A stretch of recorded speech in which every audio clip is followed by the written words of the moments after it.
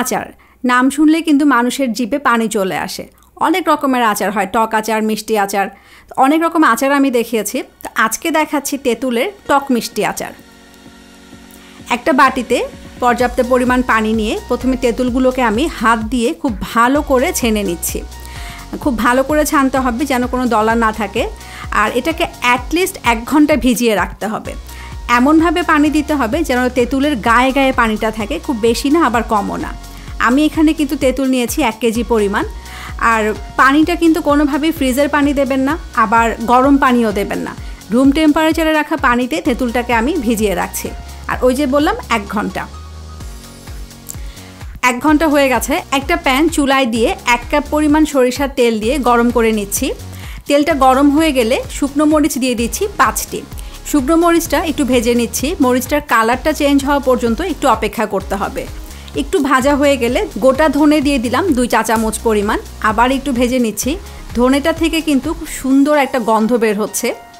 এই পর্যায়ে এসে দিয়ে দিলাম গোটা জিরা 1 চা চামচ আর 5 ফোড়ন 1 চা চামচ দিয়ে আবার একটু নাড়াচাড়া করছি। 5 ফোড়ন, জিরা, গোটা ধনে সব কিছু মিলিয়ে কিন্তু খুব সুন্দর একটা গন্ধ বের হয়েছে।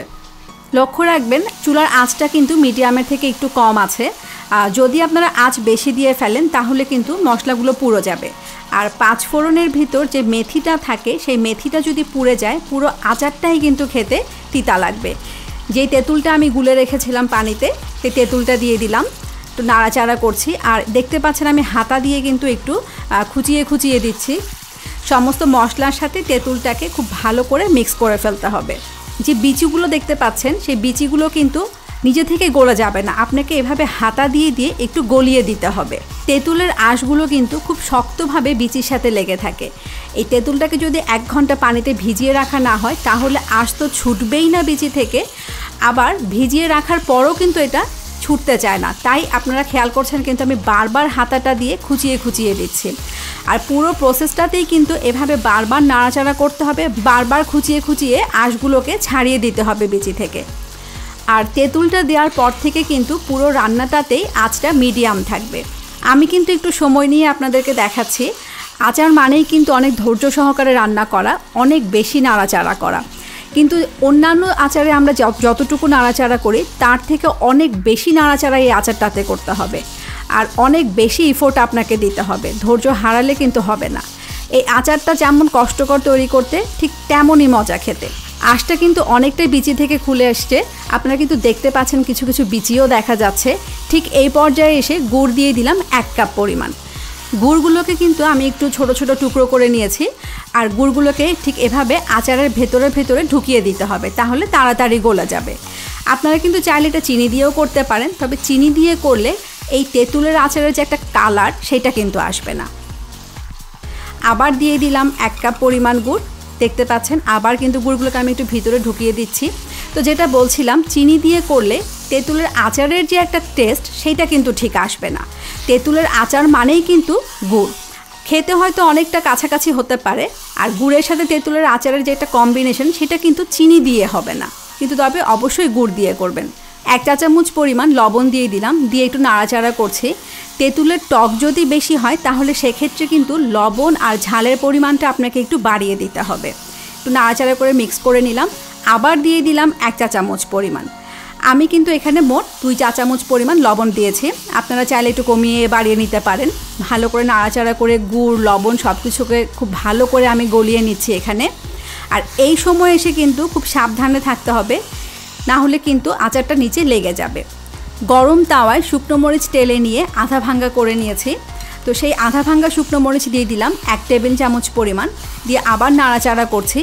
টালার সময় একটা জিনিস খেয়াল রাখবেন, তেল দেবেন না, কিন্তু একদম শুকনো তাওয়ায় করতে হবে। কালারটা কিন্তু চেঞ্জ হয়ে এসছে, প্রায় কিন্তু আচারের কালারের কাছাকাছি চলে এসছে। আবার দিয়ে দিলাম 1 টেবিল চামচ পরিমাণ ভাঙ্গা শুকনো মরিচ।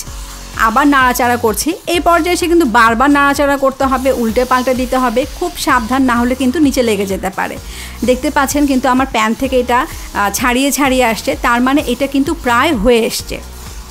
আবার আমি একটু খুঁচিয়ে খুঁচিয়ে দিচ্ছি, যেই বিচিগুলোর সাথে আঁশগুলো লেগে আছে তাহলে সেগুলোও খুলে খুলে আসবে। এই পর্যায়ে এসে ভিনেগার দিয়ে দিলাম 1 টেবিল চামচ পরিমাণ। যদি আচারের আসল স্বাদটা পেতে চান, দোকানে যেরকম হয় বা আমরা আচার আলার কাছ থেকে যে আচারগুলো খেয়ে থাকি সেই রকম যদি আপনার টেস্ট পেতে চান, আমি যা যা দিয়েছি সব কিছু দিতে হবে, একটা উপকরণও কিন্তু বাদ দেওয়া যাবে না। আমি কিন্তু এখানে খোলস ছাড়া তেঁতুলটা নিয়েছি। আপনারা যদি খোলস সহ তেঁতুল কেনেন তাহলে খুব সাবধানে খোলসটা ভাঙবেন, যেন আচারের ভেতরে আবার খোলস পড়ে না যায়। আর এই আচারটা কিন্তু খুব বেশি দিন রাখা যায় না, 5-6 মাস মতো খুব ভালো থাকে। আর যদি ফ্রিজে রাখেন তাহলে কিন্তু এটা আরও বেশি দিন ভালো থাকে। যেহেতু একটু ভিনেগার দিয়েছি, 5-6 মাস থাকবে। কখনোই আচারে ভেজা চামচ বা চামচ দিয়ে আচার খেয়ে সেই চামচটা আবার আচারে দেয়া, এই কাজগুলো করবেন না। ভেজা হাতও কিন্তু কখনো আচারে দেবেন না, তাহলে কিন্তু আচার তাড়াতাড়ি নষ্ট হয়ে যাবে, ফাঙ্গাস পড়ে যাবে। একটু হাতা দিয়ে তুলে দেখাচ্ছি আপনাদের, দেখতে পাচ্ছেন স্টিকিটা কেমন হয়েছে। আচারটা কিন্তু হয়ে গেছে। এবার চুলাটা বন্ধ করে ঠান্ডা করে নিচ্ছি। চলুন এই ফাঁকে দেখে নিই তেঁতুলের টক মিষ্টি আচার তৈরি করতে কি কি লাগছে। তেঁতুল 1 কেজি, গুড় 2 কাপ, সরিষার তেল 1 কাপ, শুকনো মরিচ প্রয়োজন মতো, গোটা ধনে 2 চা চামচ, গোটা জিরা 1 চা চামচ, 5 ফোড়ন 1 চা চামচ, লবণ 2 চা চামচ, ভিনেগার 1 টেবিল চামচ। আচারটা ঠান্ডা হয়ে গেছে, আমি আপনাদেরকে একটু পরিবেশন করে দেখাচ্ছি। তবে আপনারা কিন্তু আচারটা এভাবে কোনো ডিশে রেখে দিবেন না, অবশ্যই বয়ামে করে মুখ ভালো করে আটকে তারপরে রাখবেন। আর বয়ামে নেওয়ার আগে অবশ্যই ভালো করে লক্ষ্য করবেন যে বয়ামের ভেতরে কোনো পানি আছে কিনা। প্রয়োজনে একটা টিস্যু দিয়ে মুছে তারপরে আচারটা রাখবেন। আর কোনো অবস্থাতেই কিন্তু গরম অবস্থায় আচারটা বয়ামে রাখবেন না, তাহলে কিন্তু আচারটা একদমই নষ্ট হয়ে যাবে। আচারটা তৈরি হয়ে যাওয়ার পরে ফ্যানের নিচে রেখে একদম রুম টেম্পারেচারে এনে তারপরে কিন্তু বয়ামে রাখবেন। আর আমি যে টিপসগুলো দিয়েছি অবশ্যই ফলো করবেন, তাহলে আচারটা অনেক দিন ভালো থাকবে। আশা করি আপনাদের সবার ভালো লেগেছে আচারটা, অবশ্যই তৈরি করবেন। ভালো লাগলে একটা লাইক দেবেন। আপনারা সবাই ভালো থাকবেন, আমাদের জন্য দোয়া করবেন। ধন্যবাদ।